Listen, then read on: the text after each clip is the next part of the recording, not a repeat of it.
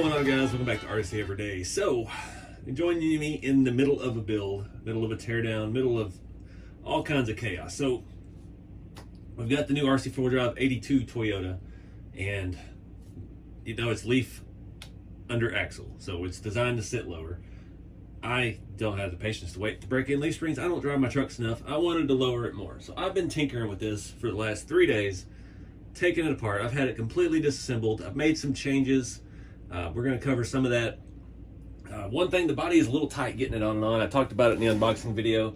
The way the engine bay fits directly on to the shock hoops, it makes lining things up a little wonky. So I went ahead and just dremeled out some of that stuff on the engine bay. You cannot see any of this from the inside, and it gives you a little wiggle room when you're trying to put it on. Makes things just go down a lot easier. Doesn't affect anything the way it looks on the inside. Get that hood to pop open here. You can see those rounded arches still look just fine. I'm trying to get those around the nut on the back of the shock, the top of the shock on the shock tower. It was a fight. If you didn't have it perfect, it wouldn't go on. So made that simplified. You don't have to do that. That's just something I did because I've had this body on and off a lot because I'm re-engineering the suspension. You know what we do here. I like to challenge myself. I like to play with suspension geometry, and I like TF2s, leaf spring trucks and old trucks. And this Toyota is beautiful. I absolutely love that engine bay. I love the livery. I want it to sit lower. So every TF2 that I have ever tried to put leaf under axle, it somehow, the geometry gets all off, all kinds of weird, and I don't understand why. Me and Jeremy have talked about this for years because we both kind of want to have a stock truck. After going to USTE the last 4 years, 5 years, however many years we went before it went away, tiny tires are king down there, and that's, you know, it's not a crawling event, it's a scale trail event. And that's when I got this truck and saw leaf under axle, I'm like, this is going to be my trail truck. So that's what we're going to make it today. I've already made some discoveries. I had to do all this off camera, so we're going to be cutting back and forth in time. I filmed some stuff and before I filmed this, so I don't even know where to start. I've already got this truck lowered. I've already changed all 4 shocks. I've changed the shock mounts. I've changed everything short of the electronics, and I've even started trying to modify the wheels, and I haven't had much success with that. So the thing is, with it sitting lower like a stock truck, I need less offset. These wheels, I absolutely love it. These are a factory style Toyota wheel. I love this tire. I just don't want them to stick out quite so far. So I stayed up till 2 a.m. last night trying to file down the hub of this wheel. So I've done the backs. I got maybe 3 millimeters off of them. I put narrower wheel hexes on it. Can't really tell any difference. So I don't know. And it's sort of talking to RC4wd about making a narrower bolt-in hub for this wheel. Now I know what you're gonna say. They have some that say they're 6-lug 1.7 narrower hubs, but they do not fit this size screw. These have the scale screws. The older style wheels had, I think it was a 2.5, just a regular style screw, and they're made to go in from the back and have the nut on the outside. And we don't want that. We want to keep our scale lug nuts on here. So short of having someone machine me some custom ones, we're kind of hosed on that deal. Unless we find some other wheels, because I would really love this to look like a stock truck with kind of pizza cutter mud tires on white steel wheels. I put the Toyota hubs on it the other day. I had an extra set of the old Toyota Asian hubs. And yeah, lots of stuff has happened. So now I've got the truck low enough, I think I'm gonna go ahead and remove the sliders while I'm here. That will help get the body on and off easier as well. These new sliders I do actually like. They have this flat plate back here with some speed holes in it. All the bumpers on the truck actually are updated from the older ones. The rear one has a hitch, and front one's got some of the speed holes in it as well. So they're better looking stuff, but I'm just not I mean, we're trying to go for that OEM look. It's kind of got a retro livery. We got factory wheels. We don't need sliders. This is just a go into town rig. So I'm gonna start by pulling off the sliders, get the body mocked up here, and then we can go in for further detail of some of the stuff I've already done. I'm actually go to some of that footage now.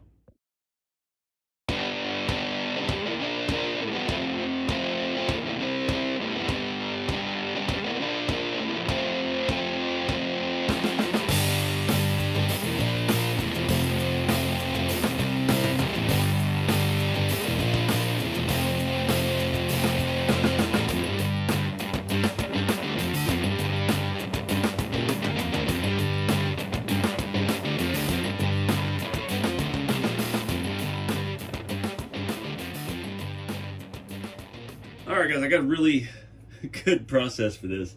I figured out how to lower the front of the truck, give that shock extra clearance. We can't put it in a taller hoop, so we're just going to make this hoop taller. I drilled a hole in this and tapped it with an M3 tap, and the shock needs to mount to the rear a little bit so it's perfectly straight up and down. And yeah, it's just going to mount with the same upper shock bolt with the same spacer, nothing fancy. It's going to stick out and it's going to be actually straight up and down. So yeah, let's get these things put on. All right, so you can see how this thing is sitting. I filmed that earlier. I actually did that last night. Already had it on the truck before I even started filming any of this. I had another set. I have a ton of sets of those stock upper shock mounts for these TF2s because I swapped all my trucks over to the Galan 2 hoops. And that is the key to the functionality. So the lower you want to go, obviously you need to go higher, and we have been restricted with this kit because of the engine bay. So we had to find a way around that. You can see how much lower this is over stock. This sets like it should for the leaf being under the axle. Everything is relaxed. I've tuned the whole suspension. I'm going to show you all that right now. Everything that I've done a bunch of different stuff too. I've done things I don't normally do. Like there are springs in all 4 shocks, but they have been cut. So yeah, doing that mod to the shock hoop, you could probably bolt it in if you drilled it out, if you don't have an M3 tap. I don't know where that would put the nut on the inside in relation to the engine bay. I think you would still have room for it. You would have to modify your inner fender to clear that if you did that route. That M3 tap was a really good investment. I mean, it was like probably what, 15 bucks with the handle on Amazon. Somebody had sent me that link a long time ago. So, but there is another mod that we've done here. I keep forgetting to mention that. So I'm gonna pop my body off. Those inner fenders make a lot of noise, but it's not hurting nothing. So you can see here, where there's plenty of room up here for the shock with the inner fender. It does not get in the way of the engine bay whatsoever, and it just makes this actually work where the shocks have up travel and you don't have to put a shorter shock on and have even less travel.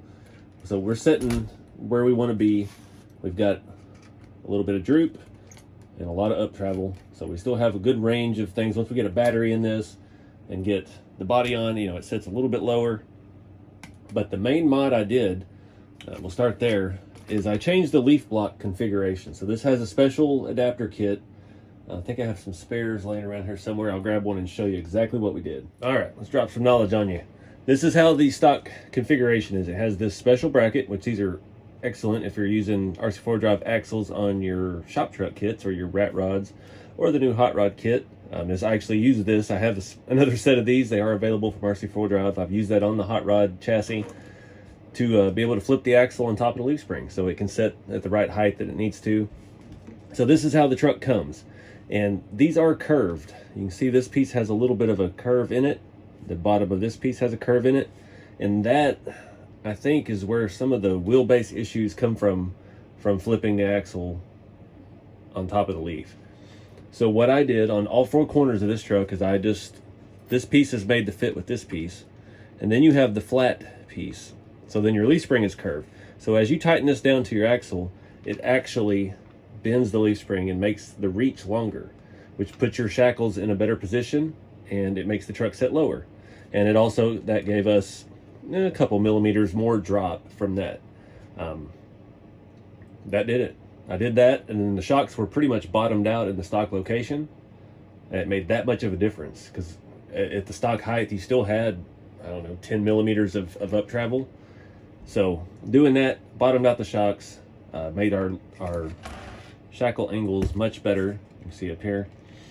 So then I had to find, that's what led me to drill the holes in the shock hoops to give the shocks the space to up travel. Did that, boom, truck's perfect. Sets almost stock. So that's what I did for that. Then I was playing with leaf spring combos and trying different things. Typically I'll run 2 leaves in the front, 1 in the back. After doing this on the rear with 1 leaf on the back, it set too low. And the wheel wasn't aligned in the wheel well, and it just wasn't jiving right. This truck's pretty lightweight, being a Toyota. It's not as heavy as the Scottsdale or the Blazer or anything like that. So instead of adding a second leaf yet, I mean, these are going to change over time as you break them in. So I went ahead and cut the stock spring. I cut 4 coils off of the stock spring for the rear. Now the rear did not come with springs in the shocks, so it does come with them separately in a baggie. So I took them out, I cut 4 coils off of it to where it doesn't stick up through the top of the shock, so the shock naturally sets with a little bit of droop, but it will still help hold the weight of the truck up. Up front, I cut about 3 coils off of the stock spring. The front springs are shorter, and that's the magic combo I found. And all I did was just clip them off with wire cutters, shove it down in there. And again, so let me show you a little more about that. I will say this, these are the new RC4 drive shocks that are not quite out yet. They will be out very soon, and they are fantastic. They have a X-ring technology. I've filled these with shock fluid from the unboxing video, and they only leaked when I turned them upside down. Yeah, they're not leaking out the bottoms. I filled them with actual like RC shock fluid, and they feel fantastic. The shaft is a little bit larger. It's got like a nitride coating on it. See that bronze gold looking color? They've been phenomenal. So I've been trying ever since the Midnight Edition Blazer. I was able to change the suspension around and use the stock shocks because they're better than the old ones. And try to update my Scottsdale. I'm waiting on these to come out so I can put them on there. I've got everything else to do it. But these were on the outer positions on the rear. I moved them in one hole. The shock body does hit the axle under full squat, but as you're flexing, it does not. So the shock can bottom all the way out, puts the tire right into the wheel arch, and works perfectly. Up front, like I said, moving that mount up, changing that thing in the bottom, cut 3 coils off of the spring in there, single leaf spring in the front, and this thing just sets perfectly level. It feels actually really fantastic, and I'm anxious to get it out, but I just ordered tires and wheels. I think I put it in the notations earlier, like this is the first video I've ever actually filmed while editing, because I've got this whole thing so screwed up. But I'm really into modifying this, so I'm kind of doing it as I go so I can get you the most up-to-date information in the video. And I ordered tires and wheels. I got the RC4wd steel wheels in white. I test fit one. I have them on this truck. I have them on this long bed Chevy, but the offset is different. It's vastly different than these wheels and tires, and it's going to put the tire just barely poking out from the fender well in the Toyota body. And I picked up some of their, I think they're Mickey Thompson's. There's one of their scale tires, 155. So we're going down from a 1.7 to 1.55. They are about a 1/4 inch narrower than these. And with the offset, I think it's going to give me that stock look I like. I'm going to keep running these stock hubs, put these Toyota hubs in the front, and I think that's going to get us there. But I just ordered those. It's Friday night, so it's probably going to be 4, 5, 6, 7 days before those get here, if they're in stock on this side of the world. So I tried to pay for extra shipping, and there wasn't an option for it. So now we have to wait for that. So in the meantime, I think I'm going to go ahead and swap in a servo and ESC with this. So I did a thing. Shout out to my buddy Chad, who sent me a Fusion Pro. This is a Fusion SE. I'd bought this for another rig, and he sent me a Pro. And I don't want to put the Pro in this because this is just a trail truck. This isn't going to be like a hardcore crawler. We don't need quite the tunability. So I think I'm going to run the SE in this one. But I cheated. This is going to be like sacrilege. It's a plastic-bodied Reef servo. So I found these on the Reef's website. I became a dealer, RC4wd.com. We deal with Reef servos for the rat rods and shop trucks and hot rods and stuff. So I've been a dealer for that, and I was on there looking. I love the 422 HD version 2. That's my favorite servo. They're around $100. And he had a bunch of these that they had made for the Axe Edition Red Cat Gen 8 that he was partnered with them with. So it's got plastic top and bottom, aluminum center, supposedly the same internals, and these were available for like $70. So I picked up some of these to try to save some money, because I put the 422s in all of my TF2s. It's just a good all-around servo for about $100. So I think that's what we're going to swap into this. Get rid of all this excess wiring, and I hate to do this now because I'm planning on switching radios. I posted about it actually about a month ago. Everybody was on board with the Noble Pros and Noble Plus radios, and the Pro Plus is not out yet. It doesn't come out for another month or so. So I'm hanging on to that because I don't drive that much, but I travel a lot. So having the hard case, having all the extra batteries, the few extra features, the model memory and stuff it has, I'm saving up for that. Those are about 520 bucks, I think. I could get a Noble Pro Plus, no, whatever the lower one is. They're like $299. I almost bought one this morning because I'm tired of dealing with the Spectrum. My DX5 Pro is just gone. Barely works. I can't change vehicles. I can't get this clicky wheel to do anything. Trims and stuff keep like just being off every time I turn it on. So I'm really fed up with that, and I'm going with that Noble because you guys recommended it on social media. So I'm not ready to change out the radio, so we're going to keep running this on the stock RTR radio, which there's nothing wrong with it. It's just kind of a big plastic hunk, but it works. 3-channel, and yeah, if it ain't broke, don't fix it. And then this stuff works just fine, but I like the precision and precise movements you get with these things. And we did a thing with this on the Midnight Blazer. If you're looking at a Fusion, ESC is built into the motor, so you don't have any of this. You have a battery connector coming out of the motor. You have one wire going to your receiver, and that's pretty much it. They work great. The SE has less tunability than the Pro, but it's still just as good. This is the 1800 kV, which I hope is the same as the other one I got. I don't remember. It had way too much wheel speed, and it would still give us that good low down crawl. So it'd be a good combination for this truck. This truck's going to be low planted. It's not going to be top heavy, and I think it's going to jive really well. Also, I just ordered a Bauhaus RC skid plate. I got one of these for my Scottsdale as well. This, now that we're setting low, we can start tucking this stuff up a little bit, and yeah, we don't need that hanging down as far since the truck is lowered.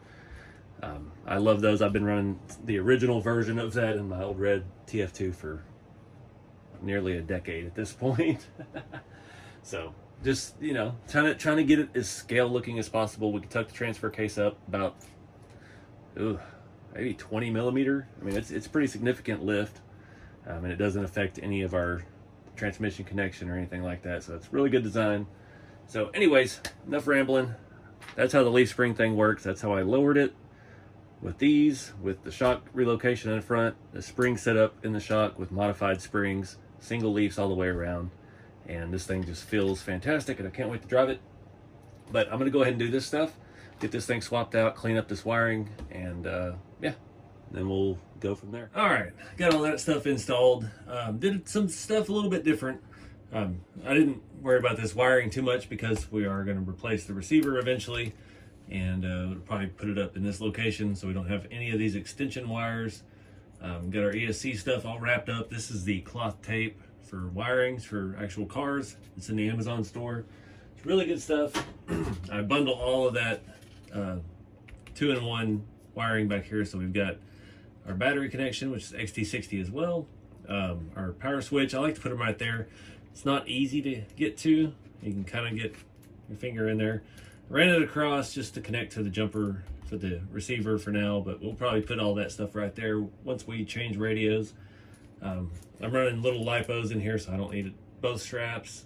And we got room over here on this side, and our light jumper, but a lot cleaner. The servo has the same reefs wire, which is plenty long, longer than the stock one. So we got a little bit of excess back here. The only thing to look for is to keep this off of your spur gear. That one kind of has a little bump in it, so we'll have to keep an eye on that thing, but got it all set up nice and pretty tidy. And yeah, put the body back on and wrap this thing up. So yeah, I put the body on. Since I trimmed those inner fender mounts, or the engine bay part, still kind of got to go on front first, get the inner fenders in their place. It's easier on this than it is on the Scottsdales, that's for sure. I definitely don't think we need to trim it or anything. I'm going to kind of shove this thing down in the front. Now it's going to fight me.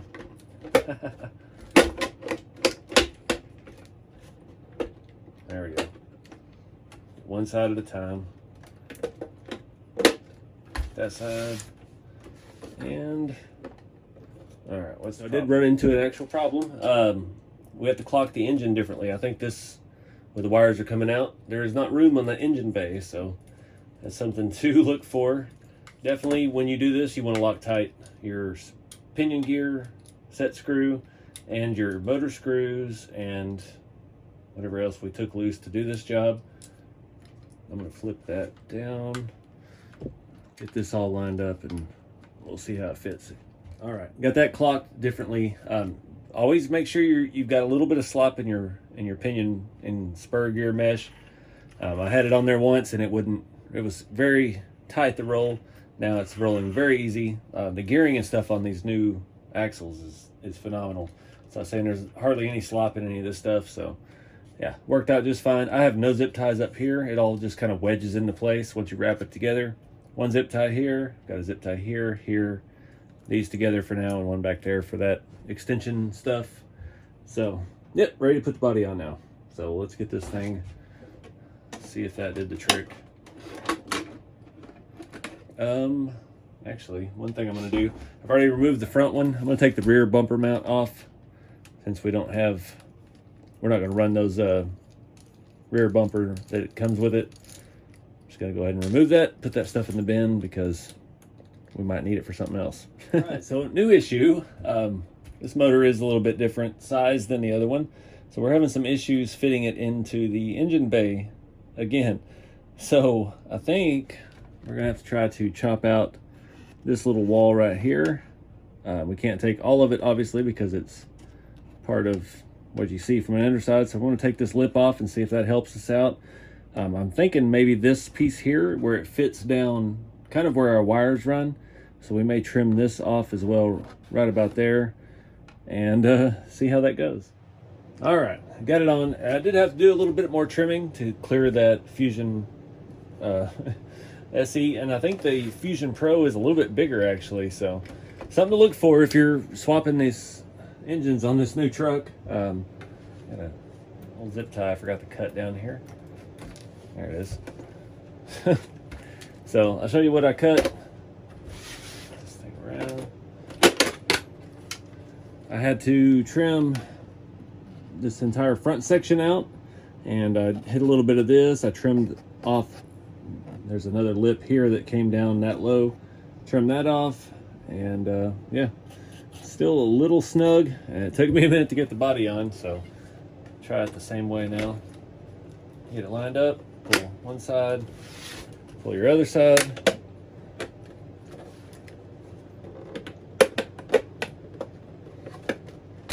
Get our holes lined up. Squeeze the front.